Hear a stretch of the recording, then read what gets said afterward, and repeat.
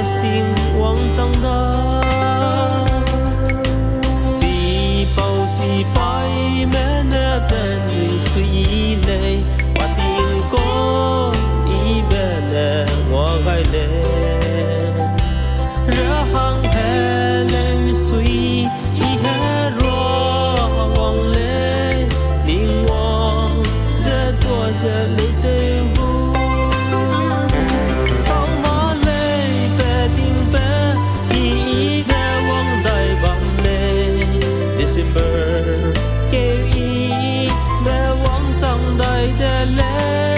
Hey Christmas my yeah tiếng quang na giờ mi suy ý bên lên nè tua băng ru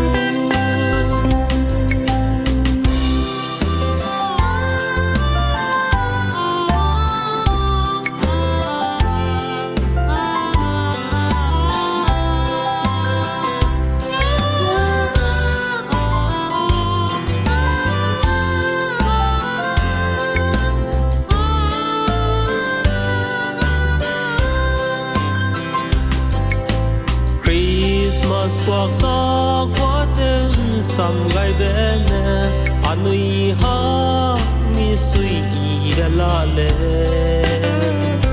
ra hàng hè lên hè ra rất多tiếng bà gu December Christmas mai tiếng mùi yeah aram na gao mi suy ý hè ra wang lâu mi suy ý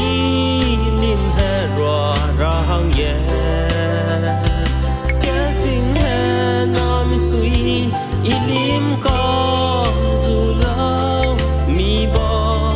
kẻ kêu ra lời tê lo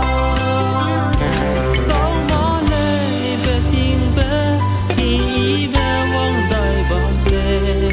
December kêu ý bé vắng sang đại đê lê Hey Christmas my yeah tiếng quang na giờ mi suy ý bên lên nè tua băng gu Hey Christmas my yeah tiếng quang na giờ